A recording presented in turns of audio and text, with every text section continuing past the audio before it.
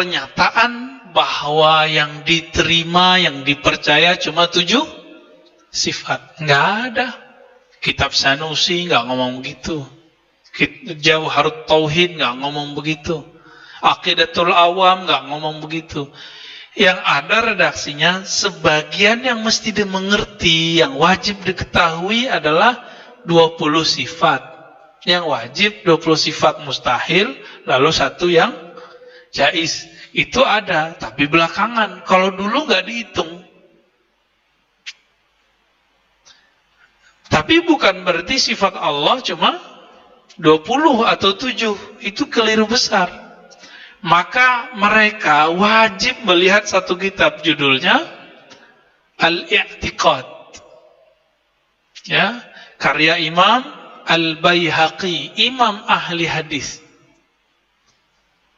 Al-I'tiqad itu kumpulan, Pak, ayat hadis, ayat hadis, ayat hadis, lalu penjelasan akliyahnya, ayat hadis, penjelasan nakliyahnya, lengkap di situ. Mereka punya ustadz, punya ulama di sana. Namanya Hawali apa siapa ya? Apa kata dia? Kalau ente buka kitab-kitab Asy'ariyah, ente nggak ketemu di situ satu ayat pun atau satu hadis pun. Ini penghinaan nggak?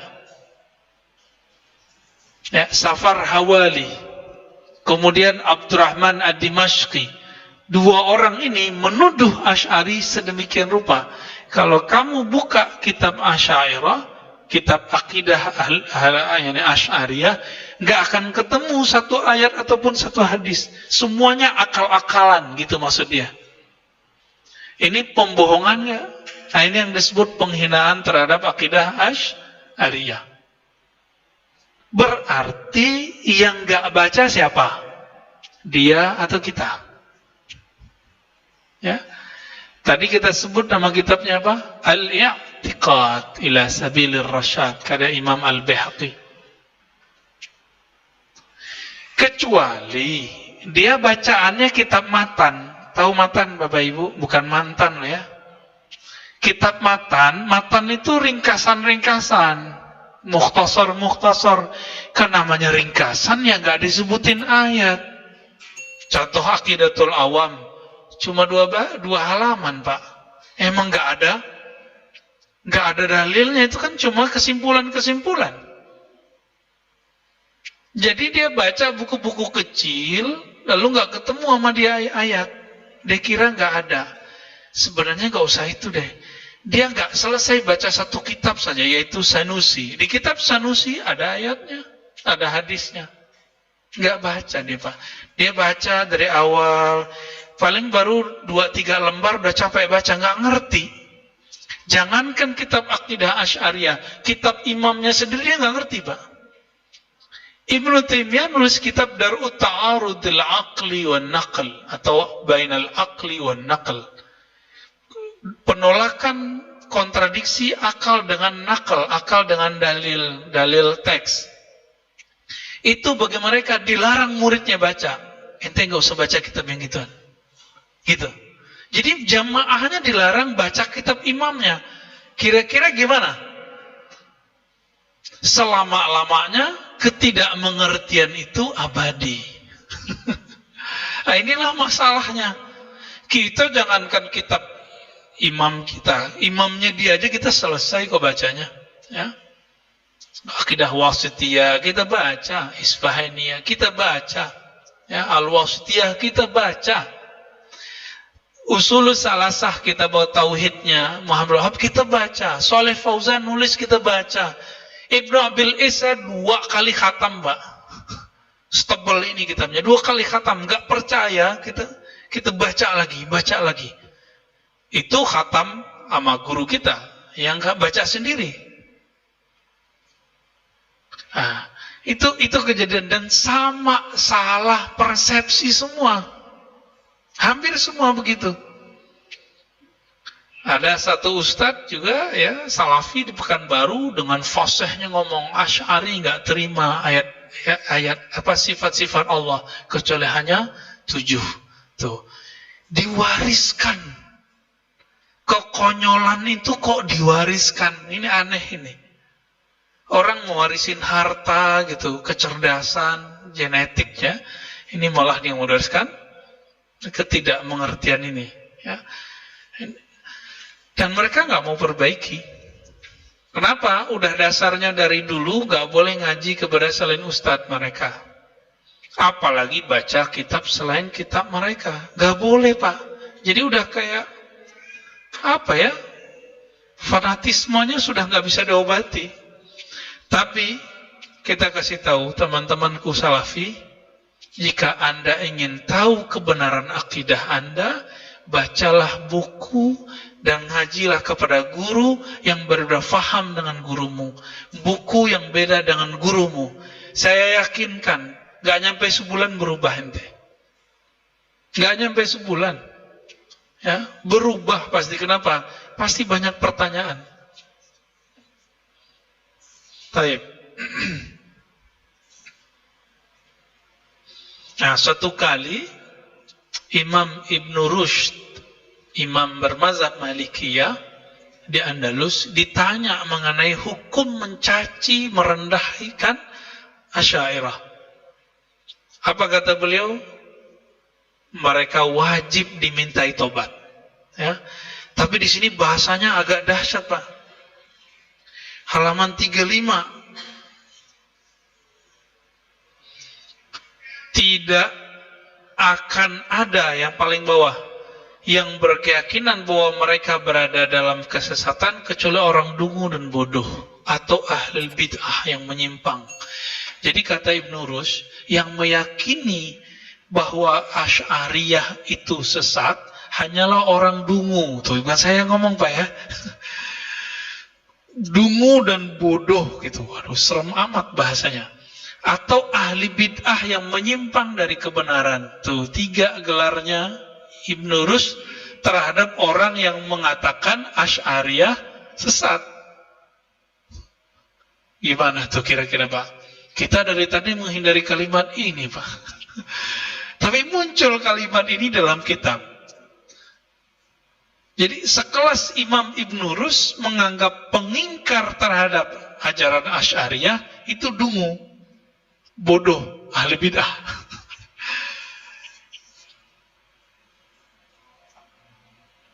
Bahkan menyebut jika mencaci mereka, mencaci kan hukumnya fasik. Ya, kecuali orang fasik. Jadi tidak ada yang mencaci mereka kecuali orang yang fasik, nggak mengerti. Nah, ini bahasa-bahasa beliau. Nah, saya tidak menggunakan bahasa itu, saya cuma akan mengatakan la yazummul Asy'ari wal Asy'ariyah illa man la ya'rif bihaqiqatihi.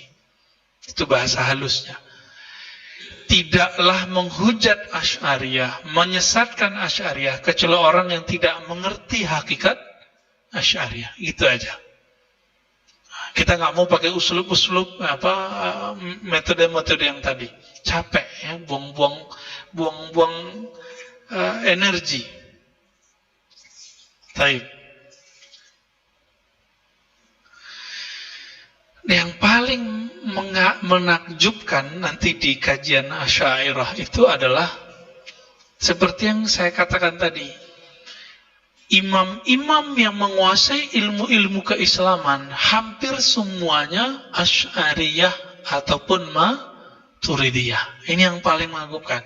Nanti Bapak coba lihat, ini halaman 43 sampai ke belakang. Ya. Di sini disebutkan yang gede-gede aja 19. Ya. Tapi 19 sudah kebawa semua tuh dah. Kan Salafi sekarang ngaku akidah mereka akidah ahli hadis, benar nggak? Benar? Akidah sunnah, ustadz sunnah. Ya udahlah, pakailah istilah itu. Kita nggak akan merebut istilah itu, ya. Kita punya istilah sendiri, ahlus sunnah wal jamaah, dipendek as wajah, ya. Jadi kita nggak akan ngambil istilah mereka. Kita sudah punya istilah ini dan dapat ijazah dari guru kita, istilah seperti ini. Jadi nggak perlu dibuat-buat, nggak perlu branding. Nggak perlu sebutan sekolah sunnah, nggak perlu Pak. Nanti ada tukang cukur sunnah lagi. Ya, sudah ada kali ya. Bekam sunnah, bekam ya sunnah, masa bekam nggak sunnah? Baik. Siapa saja yang disebut?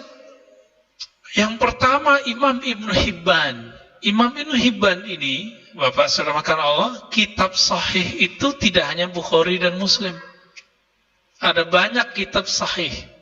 1 Sahih Bukhari, 2 Sahih Muslim, 3 Sahih Ibnu Khuzaimah. Tapi Ibnu Khuzaimah ini kan meninggal sebelum Imam Asy'ari dikenal sebagai imam, maka kita nggak masukin. Ada Sahih yang keempat, Sahih Ibnu Hibban. Judulnya apa? Sahih Ibnu Hibban. Alhamdulillah kita punya kitabnya. Ya. Yang kelima ada Sahih, judulnya Al-Mustadrak Al-Sahihain karya Imam Al-Hakim. Judulnya apa? Al-Mustadrak Al-Sahihain. Sayangnya 2 kitab yang terakhir ini belum diterjemah. Semoga nanti ada yang terjemah. 2 imam terakhir ini hidup setelah Imam Asy'ari dan mereka berakidah dengan akidah Imam Asy'ari. Imam yang nomor 2 terakhir yaitu Ibnu Hibban itu diusir oleh kelompok ekstremis dari kalangan, dulu disebutnya kelompok musyabbihah, ya, kelompok yang menyerupakan Allah atau mujassimah, dari kampungnya sendiri. Kampungnya sendiri di Busti, ya, daerah Persia di sana. Beliau diusir dari kampungnya karena kampungnya waktu dia tinggal itu kemudian dikuasai oleh orang-orang ini. Ya, Ibnu Hibban, imam ahli hadis, nggak ada yang mengingkarinya. Cuma sayang beliau diusir di zamannya karena di kitabnya judulnya Al-Majruhin, jadi beliau punya kitab As-Siqat, lalu ada Al-Majruhin, daftar orang-orang yang bermasalah. Muqaddimahnya menyebutkan Maha Suci Allah dari arah kemana? Arah atas, bawah, kiri, kanan, depan, belakang. Karena judul ini, karena muqaddimah ini, beliau kemudian diusir oleh kelompok yang ekstrim. Indonesia masih aman sih Pak, ya. Cuma kalau udah kena akidah begini, wah gawat ya. Sudah gawat. Jangan sampai. Masjid kita di kampung-kampung, di komplek-komplek mana, biasanya masih terbuka. Mereka mau minjem masjid, kita pinjemin. Ya, kita datang sama ustadznya, kita dengerin. Giliran ustadz kita datang, dia mau nggak dengerin? Nggak mau. Apa masalahnya? Oh, ternyata punya doktrin tidak boleh mendengarkan ahli bid'ah. Gitu. Itu doktrinnya sudah. Antum cari aja kitabnya kalau nggak percaya ya. Kalau kita kan nggak. Kenapa? Karena imam kita, Imam Bukhari, berguru tidak hanya kepada ahli sunnah, juga berguru ke Syiah, juga berguru ke Qadariyah, berguru kepada orang-orang yang disebut ahlul irja, ya. Tapi tidak mengambil akidahnya, cuma mengambil riwayatnya yang baik. Ini yang disebut ambil yang baik, buang yang buruk. Itu nggak masalah sebenarnya. Imam kedua yang disebut di sini adalah Imam Daruqutni. Nah, Daruqutni ini satu-satunya imam yang paling berani di halaman 44 ya, mengkritisi Imam Bukhari. Jadi yang sampai level Bukhari cuma Daruqutni, tapi kemudian Daruqutni dikritik orang lagi. Hanya level-level orang hebat yang bisa mengerti kelemahan Bukhari, dan itu terbaca oleh Imam Daruqutni, tapi terbantahkan lagi. Imam Daruqutni ini beliau ngajar di Baghdad. Ngajar di Baghdad, ya. Datanglah temannya ahli hadis penghafal Sahih Bukhari, yang Sahih Bukhari itu dikritik sama Daruqutni. Bukan berarti Daruqutni membuang Sahih Bukhari. Dia hafal Pak Sahih Bukhari. Imam Daruqutni hafal Sahih Bukhari, tapi dia kritik karena bagi dia ada yang nggak puas. Temennya yang penghafal Sahih Bukhari namanya Abu Zar Al-Harawi dari kota Hera, sekarang masuk ke Afghanistan bagian barat. Udah deket-deket dengan Iran hari ini. Di bawah Uzbek, Pak. Itu kota ahli hadis. Abu Zar Al-Harawi. Kalau sahabat Nabi, Abu Zar Al-Ghifari. Ketika Imam Abu Zar Al-Harawi ini bertemu Imam Daruqutni, Imam Daruqutni bilang, ayo saya ajak ke Imam Sunnah, Qami'ul Bid'ah, penghancur bid'ah.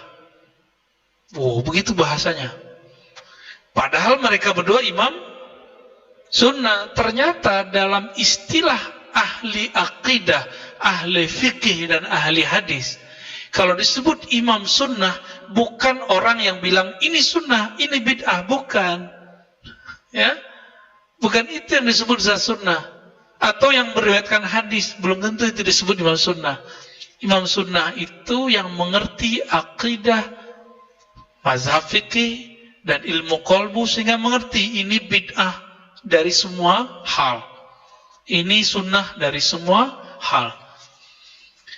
Datanglah mereka ke satu masjid, di situ ada majelis Imam Al-Baqillani. Siapa nama imamnya? Di sini nggak ditulis, Pak. Di nomor 44 kisahnya nggak ditulis.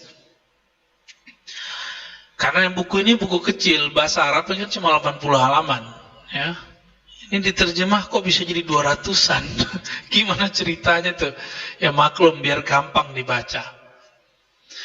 Imam Abu Zar Al-Harawi kaget-kaget, ini Imam Sunnah ya.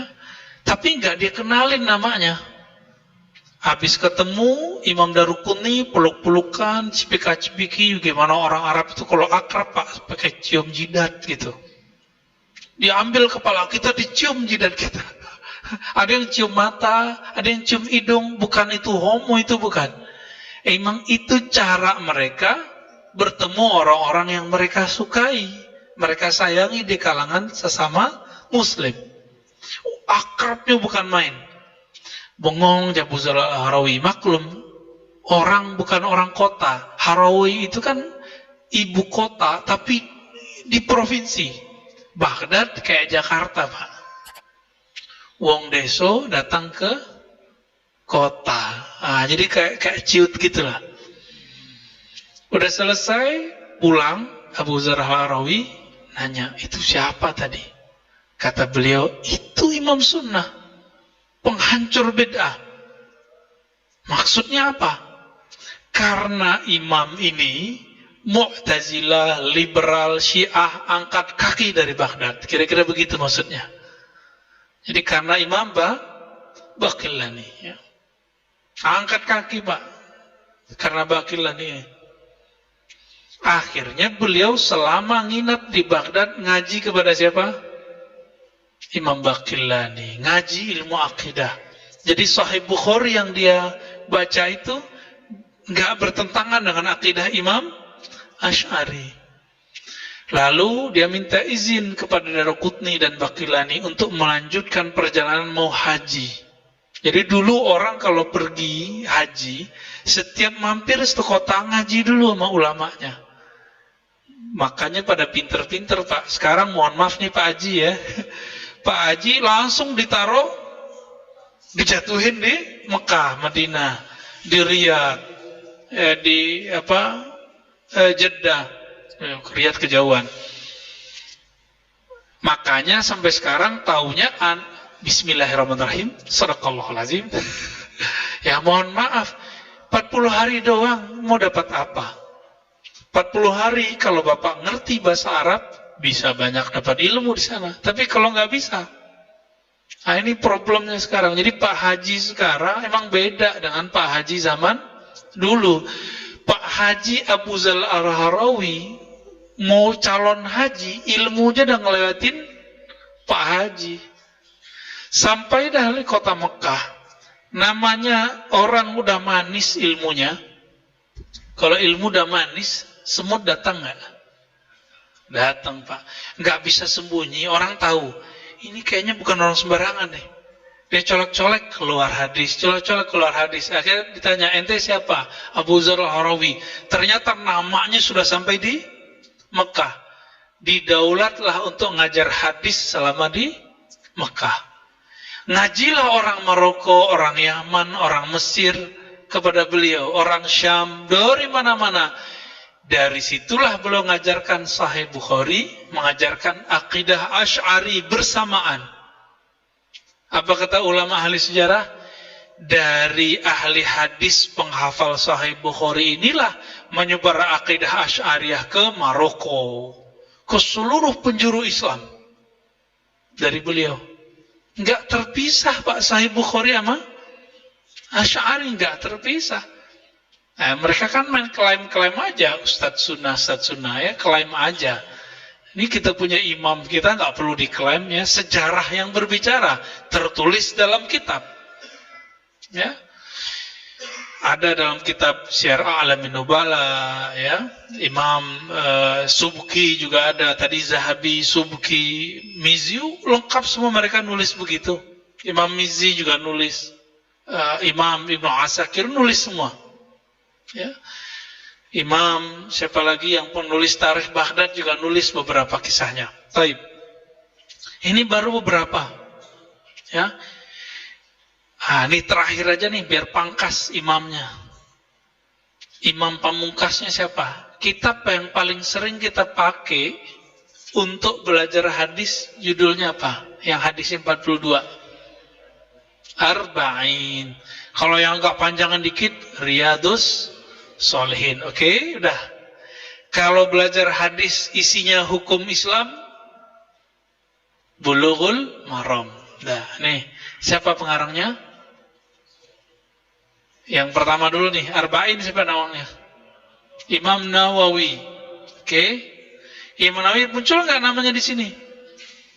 Nomor 14 muncul, Pak. Wafat tahun 676. 676, gampang hafalnya. 676. Jadi 7-nya diapit 6. Beliau ini Imam Nawawi ahli akidah, ahli hadis, ahli fikih, ahli tasawuf. Tapi terkenal sebagai ahli fikih dan hadis. Tapi oleh Albani disebut kurang ajar nih Albani ngomong gini. Apa kata dia? Nawawi karena saking seriusnya belajar fikih dan hadis atau belajar hadis, dia kurang serius belajar akidah. Yang nggak serius belajar ente atau Nawawi gitu. Yang nggak punya guru akidah siapa? Albani atau Nawawi? Jadi jangankan kita, Pak, imam kita diremehin sama dia. Jadi kalau nanti imam kita diremehin mereka, santai aja, Pak. Mereka imam kita aja diremehin kok. Apa katanya tadi? Nawawi tidak serius belajar akidah. Ya. Enggak fokus belajar akidah. Makanya Imam Nawawi ikut Asy'ari. Jadi kesalahan Imam Nawawi itu adalah karena dia ikut Asy'ari, dicari kesalahannya. Padahal ini orang nggak mengerti sejarah kali ya. Imam Nawawi itu setiap hari belajar ilmu 12 bab. Di antara 12 itu salah satunya akidah. Masa nggak paham dia ya? Nah, imamnya begini, Pak. Imam mereka berani meremehkan imam kita.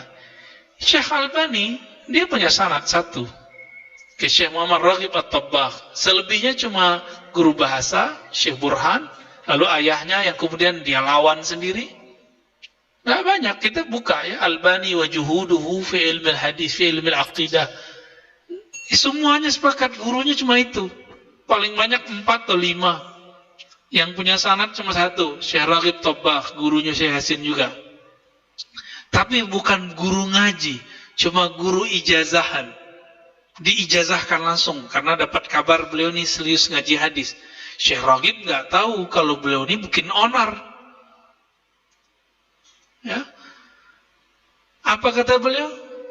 Nawawi nggak belajar akidah dengan serius. Yang gurunya banyak siapa? Ya, yang menghabiskan umurnya ngaji siapa? Ah, ini nih model-modelnya, Pak. Jadi kalau imam kita digituin, maka nanti antum kalau dengar kita digituin sama mereka, nggak usah khawatir. Paling mereka nanti bilang, ente siapa dibandingkan Albani? Ya, tinggal jawab, saya dokter. Albani dokter nggak? Gitu gampang tuh. Bukan lagi bela-belain dokter, Pak. Ini sambil canda aja ya, sambil canda. Nanti dijawab lagi, belagu ente sombong. Lah yang sombong siapa? Yang meremehkan imam kita siapa? Ya? Yang menganggap Syekh Albani segala-galanya, menguasai banyak ilmu, imam mujtahid mutlak siapa? Kan ente yang bilang, kita mah nggak bilang. Kita jawab gitu, Pak, ya. Ya, kalau diserius-seriusin begitu. Panas juga. Ibnu Salah sebelum Nawawi juga sama. Khatib Al-Baghdadi, hampir semua ahli hadis lah. Bahkan murid Ibnu Taimiyah tidak pindah kepada akidah Ibnu Taimiyah, namanya Ibnu Katsir. Ibnu Katsir nggak pindah, Pak, dari akidahnya. Dia tetap mengatakan saya berakidah Asy'ariyah. Sehingga terjadi konflik antara dia dengan anak Ibnu Qayyim al-Jauziyah, namanya Syekh Ibrahim. Apa kata Ibnu Katsir? Kamu membenciku karena aku Asy'ari, karena aku berakidah Asy'ari. Kata siapa? Ibnu Katsir. Apa jawaban Syekh Ibrahim al-Jauziyah? Siapa yang percaya ente ini Asy'ari, sedangkan guru ente Ibnu Taimiyah? Jadi sampai sekarang orang nggak percaya Ibnu Katsir ini Asy'ari. Beliau bermazhab Syafi'i, Pak. Punya kitab Tabaqat Syafi'iyah. Gimana tuh? Dari mana juga ketahuannya? Yang boleh ngurus Darul Hadis Al-Ashrafiyah itu wakafnya hanya orang yang berakidah Asy'ariyah. Dan beliau salah satu dewan pimpinannya, Imam Ibnu Katsir. Ya, makanya beliau kalau dibuka tafsir Ibnu Katsir tidak ada satupun di dalam kitabnya akidah bahwa Allah bertempat di suatu arah. Tapi dia menyebutkan istawa, Allah bersemayam, kama yaliku bijalalih, sebagaimana pantas bagi Allah, bukan seperti yang kita bayang-bayangkan.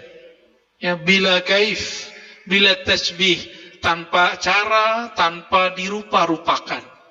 Itu kata Imam Ibnu Katsir. Nah, ini masih banyak nih, Pak. Sampai sekarang ya, sampai sekarang. Jadi kalau mereka menghina imam kita, para masyayikh kita, ya siap-siap aja. Saya sudah sering dihina. Dari saya masih remaja, saya sudah dihina ya, oleh mereka, direndahkan oleh mereka. Dituduh Syiah oleh mereka, dituduh liberal, mereka udah puas. Maka itu kayak imun, Pak, jadi udah mental semua, ya. Akhir-akhir begitu, Pak. Ada yang mau didiskusikan? Tafadhal.